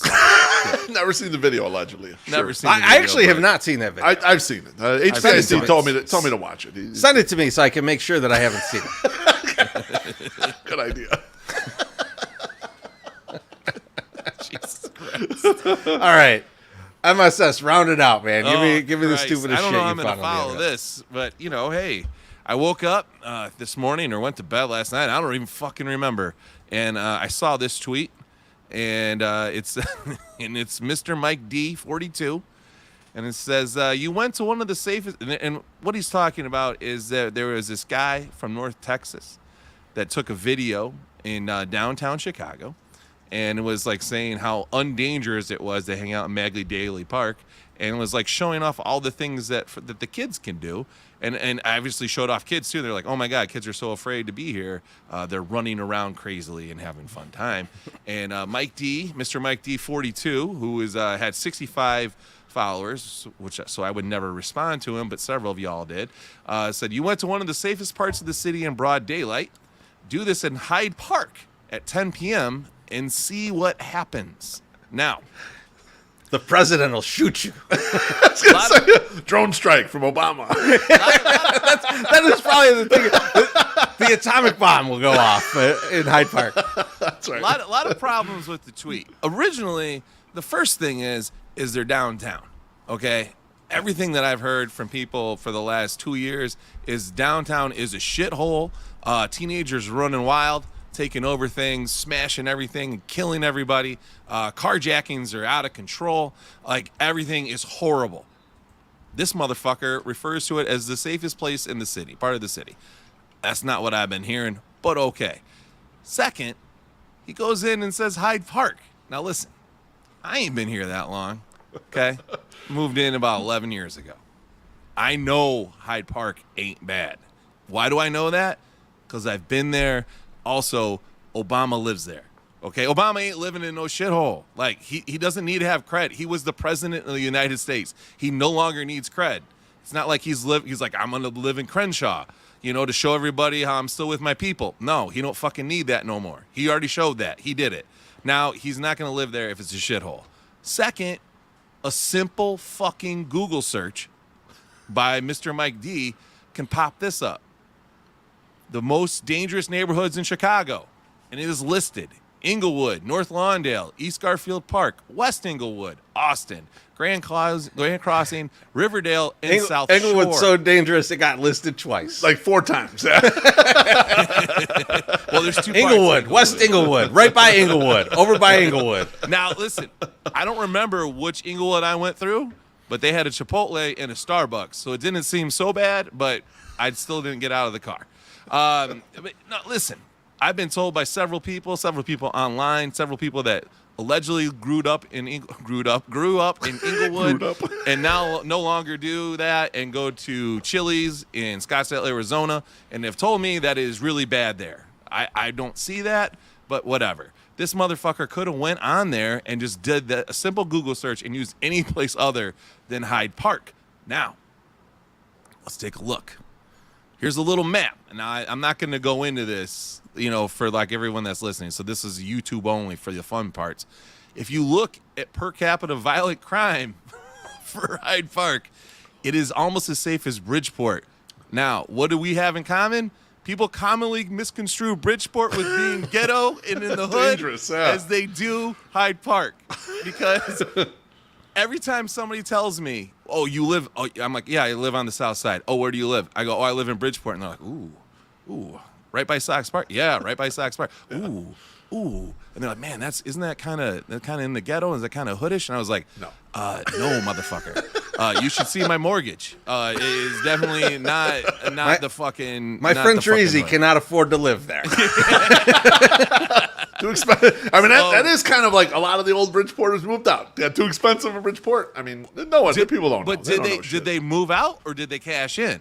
Well, both. Yeah, they cashed in, but they were like, well, they didn't want to afford to live here anymore. Yeah. Because, I mean, everyone on my block that's been in here for a while owns like 3 properties. Like, they bought in, and then they just kept buying. So, it seems how it is. Now, the funniest part while that was the stupidest thing I read, I thought it was also one of the funniest things I read, too, was one commenter saying, yeah, it gets really rough in Hyde Park when they run out of the shiitake mushrooms over at the Whole Foods. So I thought that was one of the funniest things that came out of this whole thing. Right.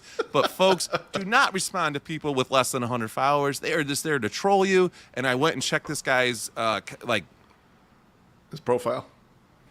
his post history today. He didn't even skip a beat. He's just been trolling people left and right, all over the place. So, folks, do yourselves a favor. Don't engage until they have 100 followers. It's possible he was just a time traveler and he was scared of Leopold and Loeb.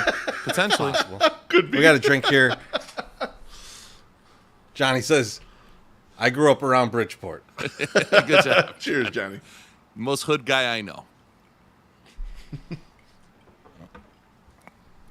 All right.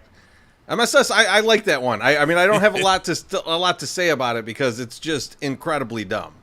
But It was a very stupid, like, if you're going to make that joke or make that, insinuate something, I agree with MSS. You could quick Google search. What's a neighborhood that's messed up? Okay, that's the one I'm going to. Not Hyde Park. Not the one with one of the most prestigious universities in the country. Like, it has one of the most famous museums in the country, and the president lives there. Oh, yeah, it's extremely dangerous. Sure. I almost thought it was a work when I read it. I was like, this guy's just fucking with people. And then further investigation in his profile, no, he is not. This is what he does. This is his thing.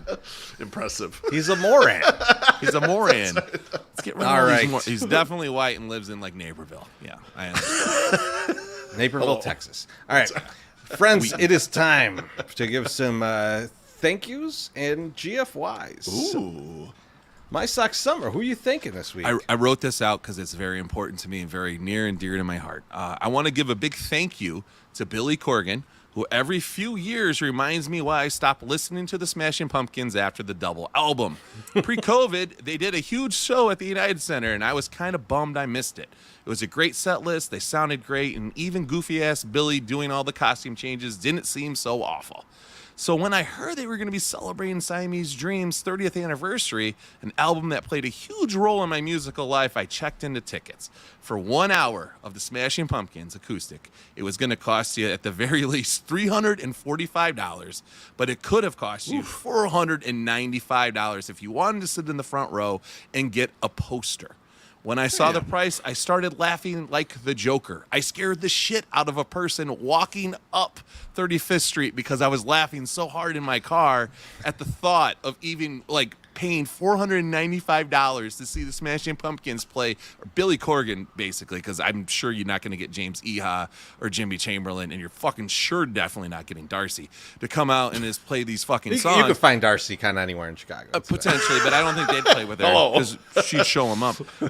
But so anyway, like, I was like laughing, and the woman like jumped back, like she was just like, "Whoa, what is this man laughing about?" And I just wanted to be like, "Oh, sorry, no, it was a falling star wants $495 to fucking play some songs that influenced a lot of shit in my life." But the show is totally sold out, so a bunch of people have already bought the tickets, and they're done, so you can't get them. But like. And that is my go fuck you to all those people that spent $400 or $500 to remind Billy Corgan that he still has something going on, at his fucking tea house in Highland Park. God, I just can't imagine people spending this kind of money to go see like a watered down Smashing Pumpkins. Like, I don't know. It irks me. But it also just reminds me that, like, hey, those years were good back in the 90s when you got to see the full-on Smashing Pumpkins for like $25, like that. Yeah, I mean, early is great. Even like everything, through the first iteration of the Pumpkins was I really enjoyed a good portion of it, like quite a bit of it. I'm not a huge Adore fan, but overall, I was gonna say you didn't care for Adore, but overall, dude, I think Machina is good. Machina's good. I like that Machina. Older me. Appreciation for it, and I like Matt Walker quite a bit because he puts Miller High Lifes in where his drumstick should be. But are you familiar with the Billy Corgan potato chip thing? Because like I didn't know about this, and a guy on my team you told me this. Yeah. A guy on my team told me about this, and I was like, "What the fuck are you talking about? Like this is a weird. It's a weird thing you're telling me." And then he showed me a video. I was like, "Oh my god." So Billy Corgan has like he just loves eating chips, like potato chips. And so like there's like video of him like in the middle of a set, like walking, like what the band's playing. They're like playing an instrumental part, and he's like walking over, and he's just like eating chips, and then he's got like a little towel there and everything to like wipe his hands off to get all the oil off, and then he just comes back out and plays, and it's like watching a fucking wizard because of the way he's dressed. A wizard just eating potato chips over there, and then like I'm like, oh, I got to go do my wizard shit again. It's the strangest thing. Oh, I'm not buying his tea though. No, it's just a weird. He's just a weird dude. I was just bummed out because I was like, that album was like such a dope album. When that came out, it made me want to play guitar, made me want to go and do whatever. You know. So let me ask the question though, MSS. Why are you so bummed out? He's playing a real intimate show for a high price. Now he could go out and play like a stadium. And it would still be $150 or whatever it would be, but you'd have 30,000 people. And so, intimate kind of generally is better than stadium. What's the? So you would prefer a stadium show than a small show at a place? Like I think part of the problem, or what I have such a problem with, is that that album is such an electric guitar album. It's soft, it's loud, soft, loud, distorted, like fucking feedback, all that shit. And then you're going to fucking play some of it on a fucking guitar, like acoustic guitar. Like, fuck that. Like, Bro, it's like Nirvana and Alice in Chains have the two best MTV Unplugged, and they're like that. I mean, they're soft, loud, and aggressive guitars and shit too. Like, I would not go see them fucking like, oh, we're gonna do Dirt. We're gonna go fucking do Dirt, all acoustic for $500. Go fuck yourself. I'm not. Nope. I wouldn't even. And listen, I know this is gonna make me. I wouldn't even go see fucking Pearl Jam play a fucking acoustic show. Fuck that shit. I don't need to see that. I want to. I like the edge. I like the rock. I will. I'm gonna back MSS up on one thing here. MSS, I went to see Pearl Jam with My Sock Summer. All right, they were like, all right, we're gonna do some of these songs. They bring out like Jeff Ament brings out the little stick like stand up bass, and they bring out the acoustics and stuff. MSS, I shit you not, didn't stand there for 1 second. He went to the bathroom. This was his bathroom time. He was like 100% like these guys all out of here. He's like, I might go take a shit because I think I have time. Like he absolutely bolted when this happened. Like I'm sitting there, like I was about to be like, hey, you want another? Wait, where'd this guy go? I was wondering if he's gonna come back. So I believe MSS when he says this. I love fucking rock. Amazing. I don't like fucking acoustic rock. Although there are some, like I like Tantric and I like Puddle of Mud. Or I think it's Puddle of Mud, or is it what's Days of the New? Days of the New. I like that shit. Now that was built to just be acoustic. Yeah, I see what you're saying. Yeah, I don't want to hear. Let's be careful. Let's be careful. Never on this show again say you like Puddle of Mud. I almost pulled you out of the show. I was gonna say you're gonna kick them out, aren't you? I meant Days of the New, but I will listen to Puddle of Mud every once in a while. So don't boot me. So anyway. I had never heard the term butt rock, and then my buddy I was like, what is butt rock? And he's like, Puddle of Mud? And I was like, yeah, okay, gotcha. All right, before you think it. Mine's much shorter. I think it's all the nice people that I see at Armour Park in the morning when I'm doing my morning walk. And they all say hi. And in particular, the older guy who has two gigantic dogs, they're also older too. We always say hi to each other, and it's the only time I ever see this dude smile is when we say hi. He gives a big smile. So just love that everyone's out there getting their steps done and being nice to each other, and it's pleasant. It makes a pleasant morning for me. Have a cup of coffee, go to the park, walk around, see all the people, what's up, and it's a great start to your day. So I just want to thank all of you that I run into every single morning walking around Armour Park. Try that shit in Hyde Park, all right? Yeah. That's right. At 10 p.m., Gotta be careful. I gotta be careful. 10 p.m. Teresa, who you thinking, baby? I'm not thinking anybody. I got a GFY. Who's your GFY? My GFY is to the guy that cut me off today. I'm driving home. This guy cuts me off. He cuts me off, but then he slows down. He slows my lane down, and then he works his way back into the lane next to me because he was obviously he thought he was getting around something, and he just fucking got in my lane that was getting was going south. So fuck you, North Sider. You're obviously a North Sider because you're going north. So like, I hate that guy. That's the worst guy. That's the worst guy on the road all day today. I hate driving. I hate driving more, and people, I fucking hate people. And I have to, like, keep it inside. Like, because, like, I got 2 young kids in the car, and one of them's not mine, so I can't motherfuck somebody when they do something. So I sit there, and I'll go, like that, and the new kid will be like, what are you doing? And I was like, oh, this person's not waiting for their turn to get in, and they're just coming right in front of me. And I don't like that. I like that everybody did this. Don't do this. And so she's already noticed all my tics. So she's already judging. Boys, before we kill this, I just want to let you know I checked YouTube, so we're not getting everything fed through StreamYard. And Sokol, Sox fan, bought us another drink, and he said, great show tonight. So cheers to you, my friend. I appreciate it. Exactly what he says. Great show tonight. Cheers. So let's go for Sokol Sox fan. I love it. Thank you. He was Thank in you so Mest. much. He was the original guitar player for Mest, if you don't know. That blew That's my true. mind. That's That blew my absolutely mind. true, He probably hates Billy Corgan too, just as much as my Sox summer. Thanks, everyone. We will see you very soon. Have a good night. Cheers.